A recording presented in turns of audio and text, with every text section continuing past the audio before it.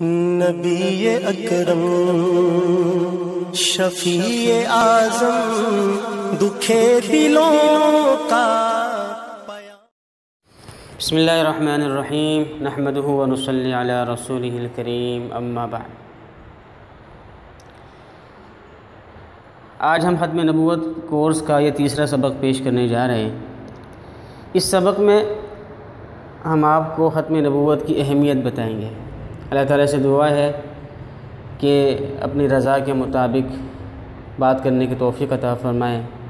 اور الفاظ کے اور تعبیرات کی ہر طرح کی غلطیوں سے ہماری حفاظت فرمائیں۔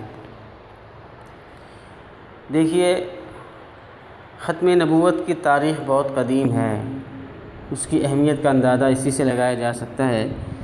کہ جب آدم علیہ السلام کو اللہ تعالیٰ نے ابھی پیدا بھی نہیں فرمایا تھا، ابھی گارے میں تھے، مٹی اور گارے کے بیچ میں تھے، اس وقت سے اللہ تبارک و تعالیٰ نے نبی پاک صلی اللہ علیہ وسلم کو خاتم النبیین لکھ دیا تھا۔ حدیث میں آتا ہے انی عند اللہ مکتوب خاتم النبیین وان آدم لمنجدل فی طینتہ، کہ میں اللہ تعالیٰ کے ہاں خاتم النبیین اس وقت سے لکھا ہوا تھا، اس وقت بھی لکھا ہوا تھا جب کہ آدم علیہ السلام ابھی تک اپنے گارے میں تھے۔ آگے چلتے ہیں۔ جتنی سابقہ کتب ہیں، سابقہ کتابیں ہیں، آسمانی کتابیں ہیں، ان میں بھی آپ صلی اللہ علیہ وسلم کے خاتم النبی ہونے کا تذکرہ آتا ہے کہ ایک نبی آئیں گے جو نبی آخر الزماں ہوں گے، اور ان کے بعد کوئی نبی نہیں آئے گا۔ حتیٰ کہ ہندوؤں کی کتابوں میں بھی انتم رشی کے الفاظ ملتے ہیں۔ ہندوؤں کی کتابوں میں انتم رشی کہا گیا ہے اس کو۔ انجیل میں اللہ تبارک و تعالیٰ نے فرمایا تھا کہ میں ان کے بعد ایک نبی کو بھیجوں گا جن کا نام احمد ہوگا، جس کے مصداق آپ صلی اللہ علیہ وسلم ہیں۔ اگرچہ آج کل کی کتابوں میں فارقلیط یا اور دوسرے نام آتے ہیں، لیکن وہ احمد ہی کا ترجمہ ہے اور اس کا مصداق آپ صلی اللہ علیہ وسلم ہے۔ عالم ارواح میں یعنی اللہ تبارک و تعالیٰ نے لوگوں سے دو قسم کے عہد لیے۔ ایک تو تمام لوگوں سے لیے، تمام لوگوں کی روحوں کو جمع کر کے آدم علیہ السلام سے لے کر قیامت تک کے لیے جتنے بھی انسان آنے والے تھے ان سب کی روحوں کو جمع کر کے فرمایا تھا الست بربکم، کیا میں تمہارا رب نہیں ہوں؟ سب نے کہا تھا کہ ہاں آپ ہمارے رب ہیں۔ تو اللہ تعالیٰ کی وجود کا، اس کے توحید کا اقرار انسان کے جینیٹک سسٹم میں ڈلا ہوا ہے، اس کی فطرت میں، اس کے نیچر میں ڈلا ہوا ہے۔ وہ کبھی بھی کوئی اس کو اکھاڑ نہیں سکتا الا یہ کہ کوئی اس کی فطرت مسخ ہو جائے۔ اور دوسرا جو اللہ تعالیٰ نے عالم ارواح میں عہد لیا تھا وہ نبیوں سے لیا تھا۔ تمام نبیوں رسولوں کو خطاب کر کے اللہ تعالیٰ نے ان کی ارواح سے خطاب فرمایا تھا کہ میں آپ لوگوں کو نبی اور رسول اس شرط پہ بناتا ہوں کہ آخری زمانے میں ایک نبی آئیں گے، خاتم النبی حضرت محمد صلی اللہ علیہ وسلم، ان کو میں نبی بناؤں گا۔ آپ سب اگر ان کی ان کی رسالت اور نبوت کا عہد و پیمان کرتے ہیں، اقرار کرتے ہیں، اور ان کی مدد و نصرت کا، ان پر ایمان لانے کا اقرار کرتے ہیں تو میں آپ کو نبی بناتا ہوں۔ تو سب نے کہا کہ ہاں اس کا اقرار کرتے ہیں۔ قرآن کریم میں اس کا باقاعدہ ذکر آتا ہے وَإِذْ أَخَذَ اللَّهُ مِيثَاقَ النَّبِيِّينَ لَمَا آتَيْتُكُم مِّن كِتَابٍ وَحِكْمَةٍ ثُمَّ جَاءَكُمْ رَسُولٌ مُّصَدِّقٌ لِّمَا مَعَكُمْ لَتُؤْمِنُنَّ بِهِ وَلَتَنصُرُنَّهُ قَالَ أَأَقْرَرْتُمْ وَأَخَذْتُمْ عَلَىٰ ذَٰلِكُمْ إِصْرِي قَالُوا أَقْرَرْنَا قَالَ فَاشْهَدُوا وَأَنَا مَعَكُم مِّنَ الشَّاهِدِينَ۔ سورہ آل عمران آیت نمبر 81 میں یہ تفصیل اللہ تبارک و تعالیٰ نے ذکر فرمایا، اور اسی کی تفسیر میں احادیث میں واضح طور پر یہ آتا ہے کہ آپ صلی اللہ علیہ وسلم کی ذات اقدس مراد ہے۔ اسی طریقے سے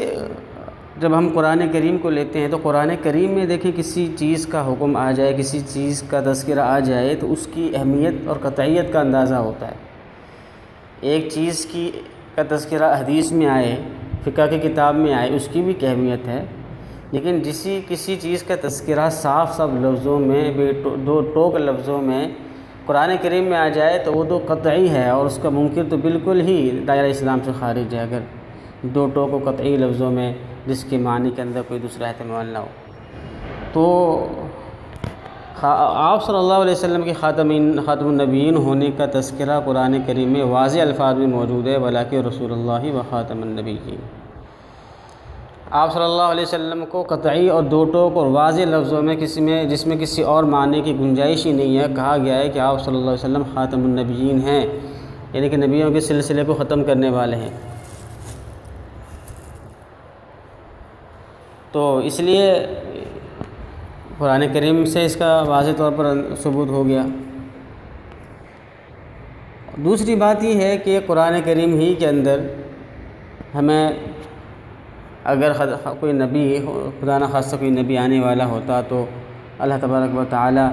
صاف صاف لفظوں میں فرما دیتے، جس طریقے سے دوسری کتابوں میں پہلے سے فرمایا کہ ایک نبی آنے والا ہے آخری زمانے میں، تو قرآن کریم میں بھی ذکر آتا کہ آخری دور میں اور بھی نبی آئیں گے۔ حالانکہ ایسا قرآن کریم میں کہیں نہیں ہے۔ قرآن کریم میں کئی آیات ہیں جس میں کہا گیا کہ مومنوں کی صفات بیان کی گئی کہ مومنوں کی صفات یہ کہ نماز پڑھتے ہیں، روزہ رکھتے ہیں اور انفاق فی سبیل اللہ کرتے ہیں اور ایمان لاتے ہیں آپ پر اور آپ سے پہلے کی کتابوں پر، رسولوں پر۔ یا یہ کہا گیا ہے کہ آپ پر بھی وحی کی گئی اور آپ سے پہلے نبیوں پر بھی وحی نازل ہوئی، لیکن یہ کہیں نہیں آیا کہ آپ پر وحی نازل ہوئی، آپ سے پہلے پہ نازل ہوئی اور آپ کے بعد بھی وحی نازل ہوگی۔ یا ایسا لفظ کہیں نہیں آیا کہ وہ لوگ جو ایمان لاتے ہیں آپ پر، آپ سے پہلے والے نبیوں پر اور جو آپ کے بعد آئیں گے، ایسا لفظ کہیں بھی نہیں ملتا۔ اس سے معلوم ہوا کہ آپ صلی اللہ علیہ وسلم ہی آخری نبی ہیں اور آپ صلی اللہ علیہ وسلم کے بعد کوئی نبی دنیا میں نہیں آنے، کسی بھی معنی میں نہیں آنے۔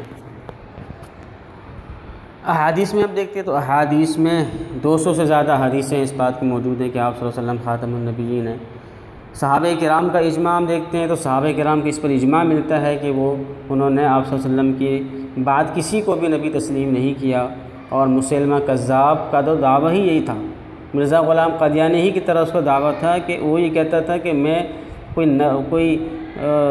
نبی نہیں ہوں نیا، بلکہ وہ یہ کہتا تھا کہ میں محمد صلی اللہ علیہ وسلم کی نبوت کا شریک ہوں، یعنی ان کا شریک ہو گیا ہوں۔ لیکن صحابہ کرام نے اس دعوے کو تسلیم نہیں کیا، اور سیدنا صدیق اکبر رضی اللہ تعالیٰ عنہ نے جو جہاد کیا اور ان سب مرتدوں کو قتل کیا، اسود عنسی کو قتل کیا گیا،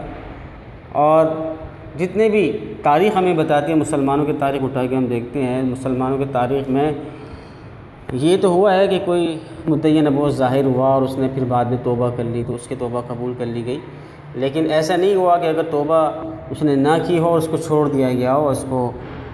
زندہ رہنے کا حق دیا گیا ہو۔ نہ تو وہ خود زندہ رہا اور نہ اس کے متبعین مریدین زندہ رہے۔ آج تک جو ہے 30 سے زیادہ جھوٹے دعوے دار نبوت کے آئے ہیں، لیکن کسی کا بھی نام و نشان باقی نہیں ہے، نہ اس کا، نہ اس کے لٹریچر کا کوئی ثبوت ہے، اور نہ ہی اس کے مریدین کا، اس کے پیروکاروں کا کوئی ثبوت ملتا ہے، نہ اس کا وجود ملتا ہے۔ تاریخ بھی ہمیں بتاتی ہے 1400 سال کے مسلمانوں کی کہ مسلمانوں نے کبھی بھی ختم و نبوت کے مسئلے پہ کمپرومائز نہیں کیا، بالکل بھی۔ حجۃ الوداع میں اگر آتے ہیں تو آپ صلی اللہ علیہ وسلم نے اپنی زندگی کا جو آخری خطبہ دیا ہے اس میں بھی واضح دو الفاظ میں فرمایا کہ انہو لا امت بعدکم ولا نبی بعدی، کہ میرے بعد کوئی نبی نہیں ہے، تمہارے بعد کوئی امت نہیں ہے۔ اس سے بھی اس کا اندازہ ہوتا ہے، اس کی اہمیت کا اندازہ ہوتا ہے۔ قبر میں، برزخ میں، قبر جو برزخ کی اور آخرت کی زندگی کی پہلی سیڑھی ہے، اس میں بھی بعض روایات سے معلوم ہوتا ہے کہ انسان سے ہی سوال کیا جائے گا کہ تمہارا خدا کون ہے، تمہارا رسول کون ہے، اور آپ صلی اللہ علیہ وسلم کی ختم نبوت پر تمہارا ایمان ہے کہ نہیں ہے۔ یہ سارے سوال کیے جائیں گے قبر میں۔ اور محشر کے اندر بھی آپ دیکھیں، محشر کے اندر ایک جو حدیث شفاعت ہے اس میں آتا ہے کہ لوگ آدم علیہ السلام کے پاس جائیں گے، آدم علیہ السلام نوح علیہ السلام کے پاس بھیجیں گے، نوح علیہ السلام ابراہیم علیہ السلام کے پاس بھیجیں گے، ابراہیم علیہ السلام حضرت موسیٰ علیہ السلام کے پاس بھیجیں گے، حضرت موسیٰ علیہ السلام عیسیٰ علیہ السلام کے پاس بھیجیں گے، اور آخر کار لوگ جو ہے آپ صلی اللہ علیہ وسلم کے پاس آئیں گے، اور آپ صلی اللہ علیہ وسلم کے پاس کیا کہہ کر بھیجیں گے؟ حضرت عیسیٰ علیہ السلام یہ کہہ کر بھیجیں گے کہ حضرت محمد صلی اللہ علیہ وسلم کے پاس جاؤ کہ وہ اللہ تعالیٰ کے محبوب پیغمبر تھے اور خاتم النبیین تھے۔ تو اب دیکھیں محشر میں بھی آپ صلی اللہ علیہ وسلم کی ختم نبوت کا تذکرہ ہو رہا ہے۔ یا محمد انت رسول اللہ و خاتم الانبیاء، لوگ یہ کہیں گے کہ اے محمد صلی اللہ علیہ وسلم آپ اللہ کے رسول ہیں، خاتم الانبیاء۔ تو آپ دیکھ رہے ہیں کہ دنیا کی ابتدا کے وقت سابق آسمانی کتابوں میں، قرآن میں، حجۃ الوداع میں، آپ صلی اللہ علیہ وسلم کی اپنی زندگی میں، صحابہ کرام کی زندگیوں میں، اجماع، تاریخ کی تمام شواہد ہمارے پاس موجود ہیں، قبر میں، برزخ میں، قیامت میں، آخرت میں، حتیٰ کہ عالم ارواح میں، ان سب میں ختم نبوت کو تسلیم کیا جا رہا ہے اور ختم نبوت کے عقیدے کو سر آنکھوں پر رکھا جا رہا ہے اور اس کو جزو ایمان قرار دیا جا رہا ہے۔ نبیوں کو نبوت بھی اسی وقت ملی جب حضور کی ختم نبوت کو انہوں نے تسلیم کیا۔ سب سے بڑی بات یہ ہے کہ نبیوں کو ان کی نبوت اسی وقت ملی جب انہوں نے نبی پاک صلی اللہ علیہ وسلم کی ختم نبوت کو تسلیم کیا۔ گویا کہ ختم نبوت ایک ایسا عقیدہ ہے کہ نبی بن نہیں سکتا جب تک کہ آپ صلی اللہ علیہ وسلم کی ختم نبوت پر ایمان نہ ہو۔ دعا ہے کہ اللہ تبارک و تعالیٰ ان سب باتوں کو سمجھنے کی، اس کو اپنے عقیدہ بنانے کی توفیق عطا فرمائے، اور جن لوگوں کا عقیدہ خراب ہو گیا اللہ تبارک و تعالیٰ ان سب کو ہدایت عطا فرمائے۔ وآخر دعوانا ان الحمد للہ رب العالمین۔